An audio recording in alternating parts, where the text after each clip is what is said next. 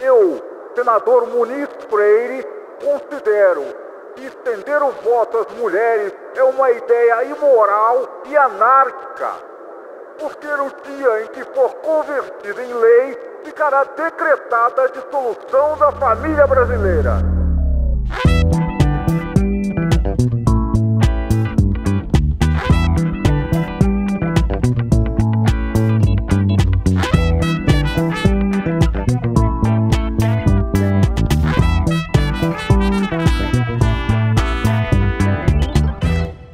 Olá, eu sou a Jaqueline Pitangui. Esse é o podcast da CEPIA, Cidadania, Estudo, Pesquisa, Informação e Ação. Hoje falaremos sobre o histórico da participação política das mulheres nos espaços formais de poder, sobre suas lutas e os avanços conquistados por elas. Para falar sobre esse assunto, convidamos duas mulheres que são referência. Branca Moreira Alves, historiadora, advogada, foi representante do Unifem da ONU no Brasil e autora do livro Ideologia e Feminismo, a luta da mulher pelo voto no Brasil. E Benedita da Silva, Bené, única deputada constituinte negra eleita em 1986, primeira senadora negra do Brasil, deputada federal, governadora, enfim, uma mulher com uma extraordinária carreira política e com uma atuação marcante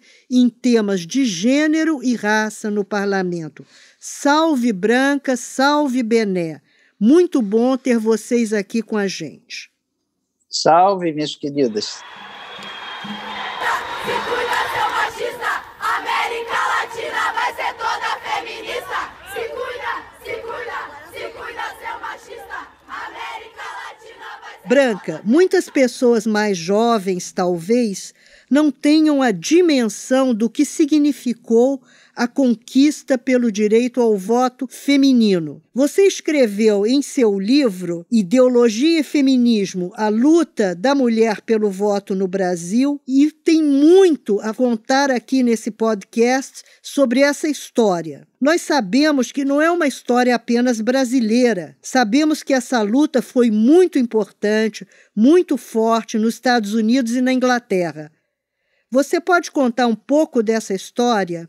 Bom, cada vez que eu entro nessa história, o quanto eu me espanto com a força da resistência masculina. A gente pode dizer que o direito à participação política da mulher foi conquistado literalmente com sangue, suor e lágrimas, assim como a luta por todos os direitos, como foi a luta operária, como foi a luta antirracista pelos direitos civis dos negros, dos indígenas, até pode-se dizer que a luta dos homens brancos escravagistas na Revolução de Independência Americana, essa luta foi só deles, e foi também com sangue, suor e lágrimas, né? Embora não seja uma luta digna, porque foi uma luta que excluiu mulheres, negros, indígenas e homens brancos que não tinham propriedade. Mas, enfim, o que eu queria dizer é que nos Estados Unidos a luta pelo voto começou em 1848 e só conseguiram o voto em 1920. Foram 70 anos, 3 gerações ou mais de mulheres. E na Inglaterra, a mesma coisa, começou em 1866 e elas conseguiram o voto qualificado, ou seja, o voto não igual ao dos homens, em 1918. Uma reforma eleitoral que deu voto a todos os homens maiores de 21 anos, mas a mulheres que fossem maiores de 30 e que tivessem uma exigência de propriedade, um valor mínimo de propriedade. Vote for women! For 15 years, we have fought peacefully to secure the vote for women. We have been ignored. We are every home. We are after human race. You can't stop us all.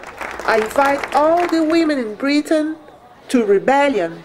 We will win. E as mulheres inglesas, apesar da sua luta ferrenha, né, só conseguiram o voto em igualdade com os homens em 1928. Né? E a Virginia Woolf, no seu ensaio Um Quarto Só Seu, comenta que a história da resistência masculina ao avanço da mulher seria mais interessante do que a própria história do avanço da mulher, mas eu queria dizer que não. Ela não é a mais interessante porque ela é apenas mais longa, mas os argumentos pró e contra sempre foram os mesmos.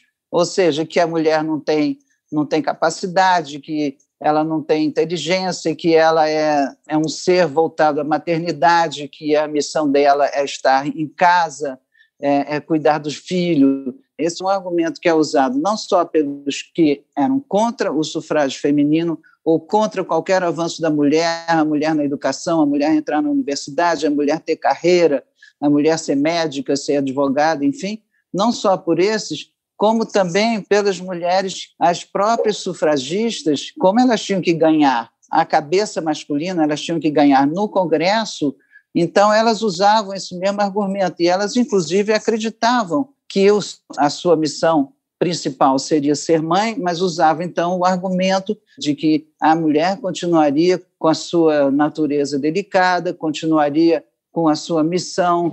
Leonora, mulher ideal, faz minha comida, de manhã traz o jornal, fica em casa enquanto eu vou pra avenida. Meus amigos dizem que sorte eu tive na vida. Leonora.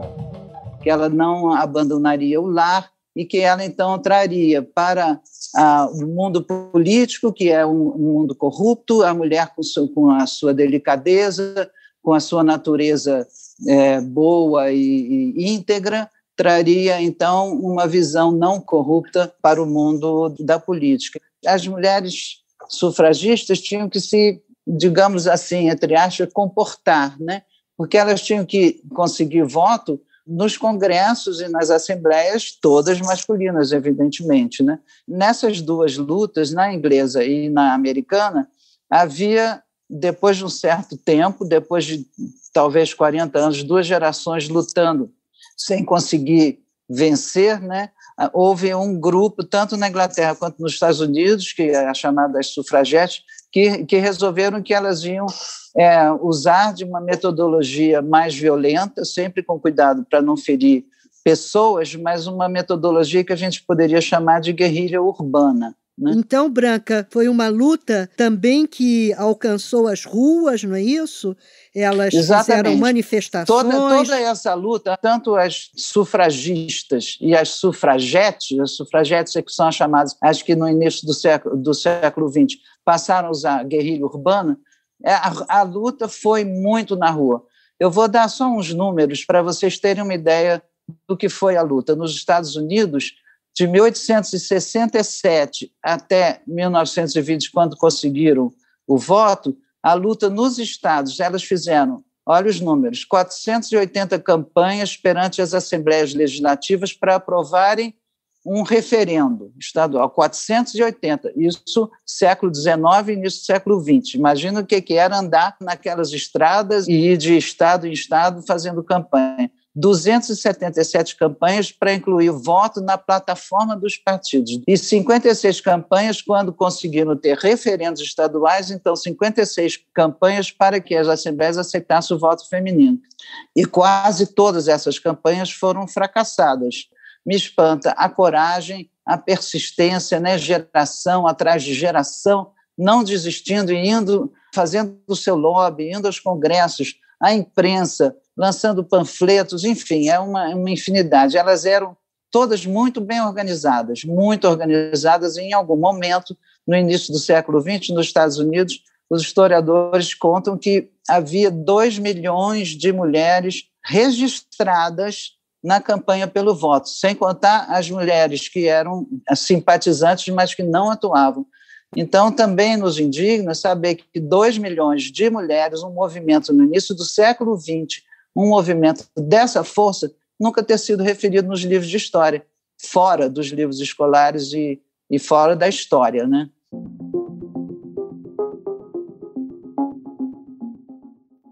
Branca, esse relato que você nos traz é realmente importantíssimo para nós reconhecermos que a nossa história é uma história de lutas. E eu queria agora que você contasse para a gente um pouco sobre o movimento sufragista pelo direito ao voto no Brasil e falasse também sobre Berta Lutz. O nosso movimento foi o herdeiro da experiência americana e inglesa, porque ele começou em 1920, quando esses dois países já tinham tido a sua história, né? E é muito interessante, porque foi assim, a Berta Lutz é filha do cientista Adolfo Lutz, e a mãe dela era inglesa e era enfermeira, ela era também uma profissional, né?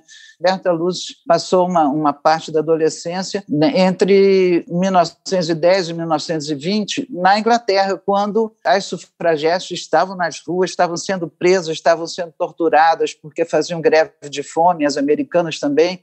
Então, a Berta Lutz me contou, e eu ponho no livro, que ela queria participar, ela tinha 16 anos, e queria participar. E a mãe, então, disse a ela, não, você não pode porque você é menor e porque você é estrangeira e porque a luta está muito brava.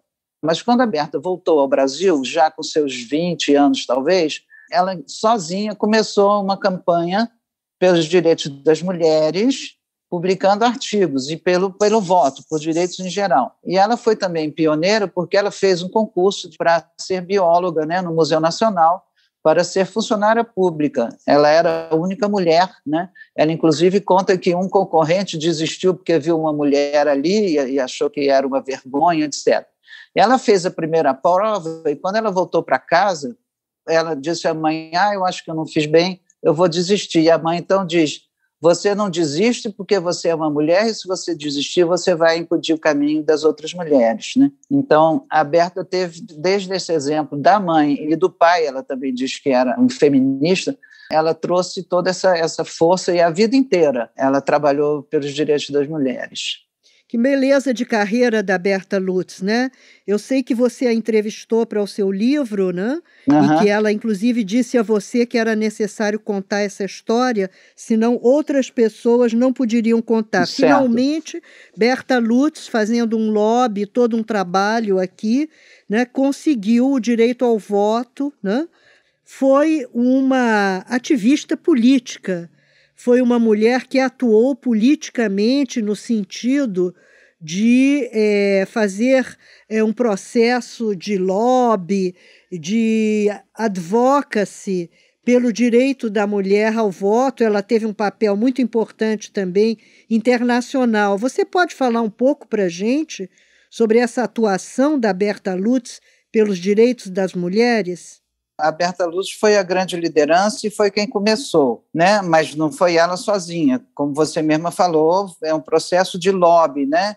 Então, ela, assim que voltou da Inglaterra, começou a escrever numa revista e já em 1919 ela cria uma instituição, a primeira instituição com o objetivo de luta pelo voto, que se chama Liga pela Emancipação Intelectual da Mulher ou Liga pela Emancipação da Mulher. E já em 1922 ela criou a Federação Brasileira pelo Progresso Feminino.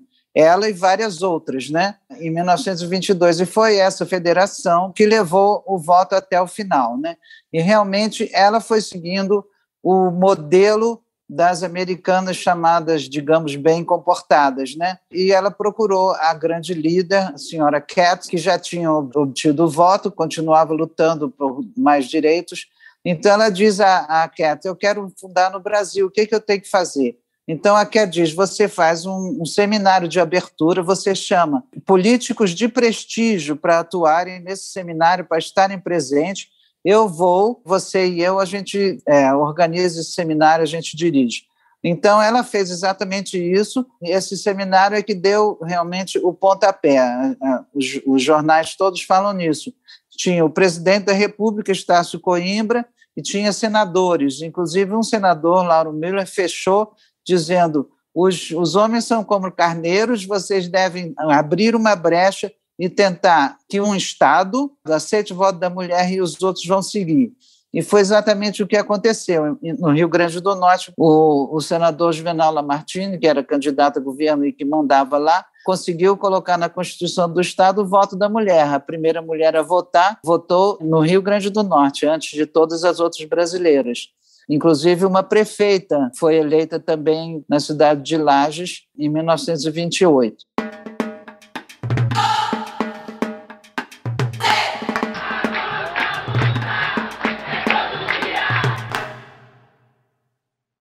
Os argumentos que eu acho importante a gente colocar, já na Constituinte da República, era a interpretação da palavra cidadãos. São aptos a votar os cidadãos brasileiros que cumprirem tal, e tem todos os requisitos e tem as exceções, e nas exceções não entrava mulher. Então, a grande discussão, supostamente, era uma discussão gramatical, se o termo cidadãos, naquele artigo da Constituinte, estaria incluída a mulher no plural masculino, né?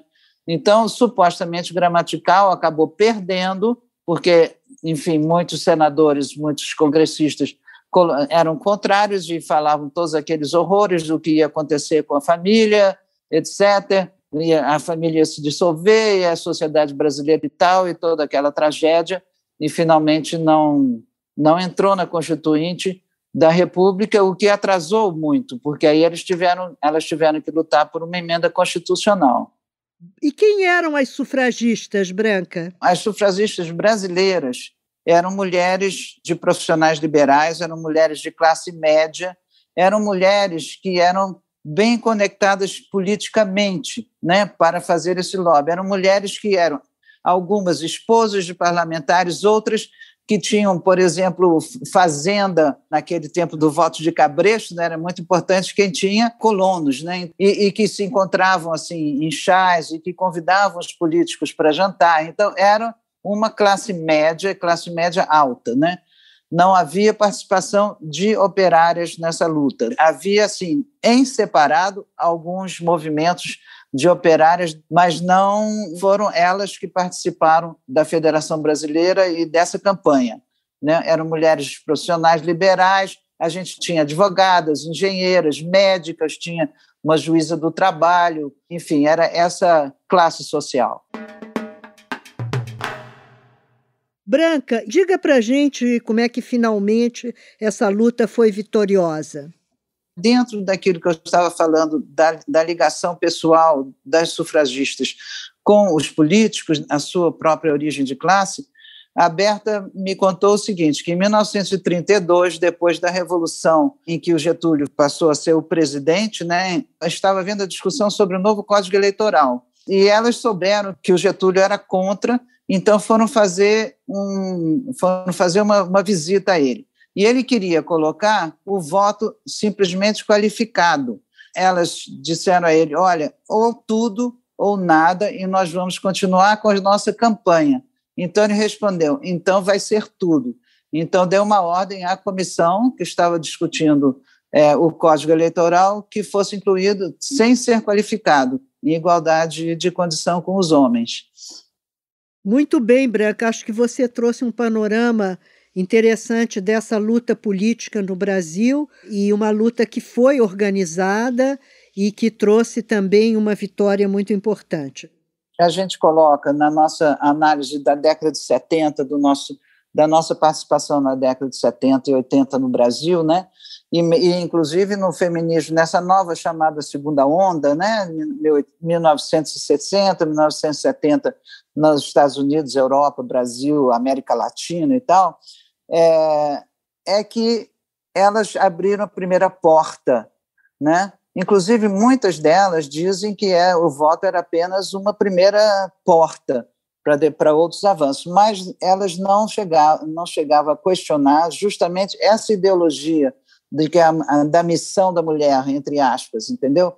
E essa ideologia da missão da mulher foi questionada na segunda onda. Essa é a grande diferença. É uma diferença imensa, porque na segunda onda a gente questiona o sistema. As sufragistas, seja as americanas, as inglesas, de outros países e tal, não questionavam o sistema. O sistema passa a ser questionado a partir da década de 60 e 70 por essa geração da segunda onda, né? O sistema patriarcal passa a ser dado um nome a ele e ele é analisado e ele é mostrado como um sistema. E então a nossa questão é destruir, digamos, o sistema patriarcal.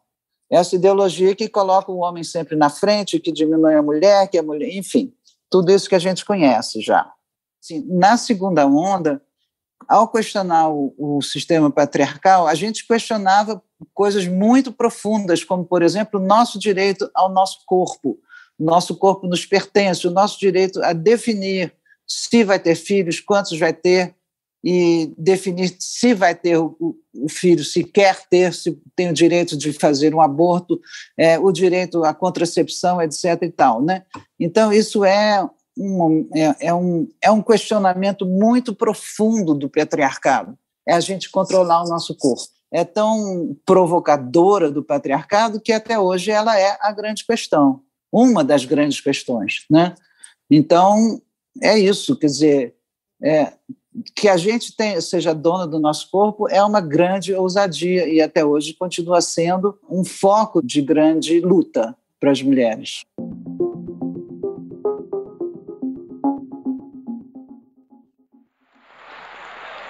A nação quer mudar. A nação deve mudar. A nação vai mudar. A Constituição pretende ser a voz, a letra, a vontade política da sociedade rumo à mudança. Que a promulgação seja nosso grito. Mudar para vencer. Muda, Brasil!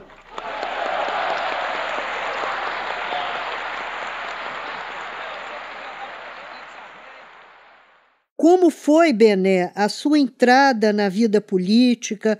Quais as dificuldades que você encontrou?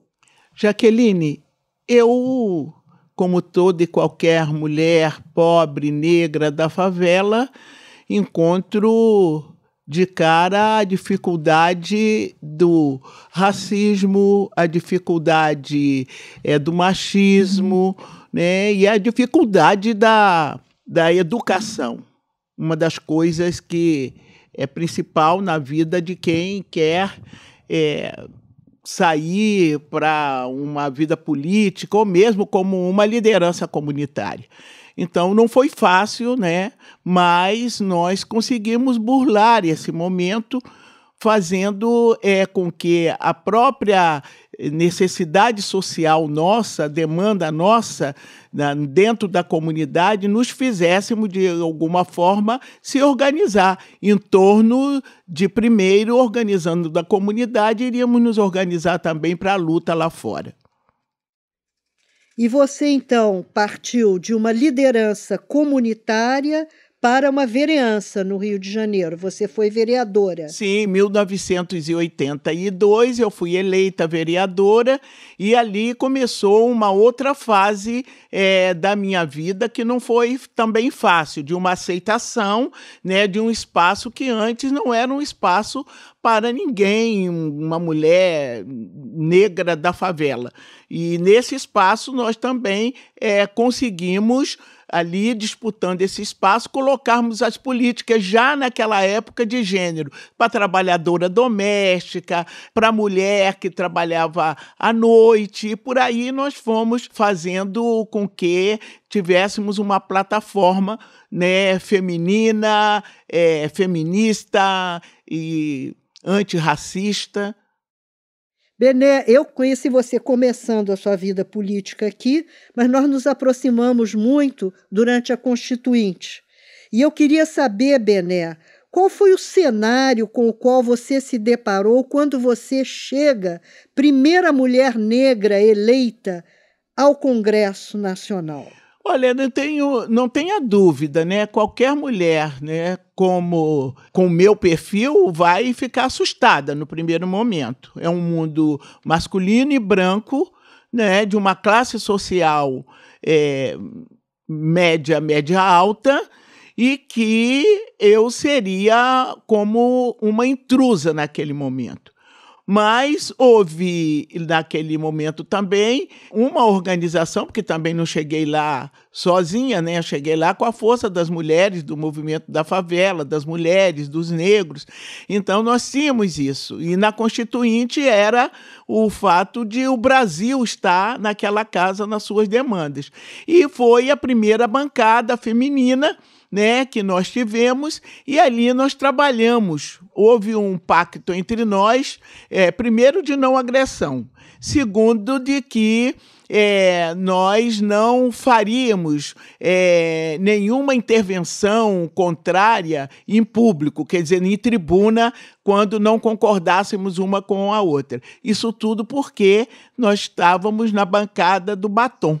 Era o lobby do batom da Constituinte e funcionou muito. É verdade, foi um momento assim eu diria, quase que único, né, na nossa história, em que, com o Conselho Nacional dos Direitos das Mulheres, com organizações de mulheres de todo o país, né, se conseguiu trabalhar, e as mulheres constituintes, vocês eram 25, né, foram 26 eleitas, apenas 25, conseguiram levar adiante uma pauta de agenda das mulheres, e eu acho que isso foi formidável. E eu queria perguntar a você, Bené, como é que você vê hoje as possibilidades e as dificuldades das mulheres na política? Hoje nós estamos enfrentando um modelo, um sistema político que ele é excludente do ponto de vista também do acúmulo que nós tivemos até agora, principalmente para essa juventude que está chegando, essas nossas novas mulheres que estão chegando com bandeiras outras, né, bandeiras desse tempo, desta conjuntura, mas nós temos que dar prosseguimento a essa luta. Você, Jaqueline, é uma responsável por nós estarmos hoje, né, como presidente do Conselho Nacional das Mulheres, que foi o primeiro espaço que nós tivemos de organização propriamente dito, né, é uma herança que temos, ou melhor, um legado deixado, né, por você e tantas outras que foram presidenta do Conselho Nacional das Mulheres, é que a gente não pode esmorecer nunca. Então, esse momento, eu estou botando muita fé nessa mulherada jovem que está chegando, essa mulherada que passou por cotas, mulherada que enfrentou a universidade, né, essa mulherada que luta pela sua orientação sexual, LGBTI, então, por essa que estão ainda nas comunidades sendo violentada, mas que quer um outro tipo de Estado, um Estado que seja protetor e não um Estado invasor das suas liberdades. Então, é essa juventude que, apesar das dificuldades da pandemia, de muitas mortes, de muita fome, de falta de emprego, de tudo isso, mas as mulheres continuam aí. Eu acredito, e aí muito particularmente, de que o próximas eleições nós teremos mais mulheres e mais mulheres negras e jovens. Você tem toda a razão, Bené. Eu acho que foram tantas lutas históricas, né, como trouxe a Branca, lembrando dos Estados Unidos, da Inglaterra, lutas que a gente continua, né, a levar adiante, como você, Bené, afirma, e é uma dessas lutadoras e protagonistas. E eu acho que, apesar de todas as dificuldades, algumas vitórias nós precisamos celebrar, até para a gente ter esperança, né?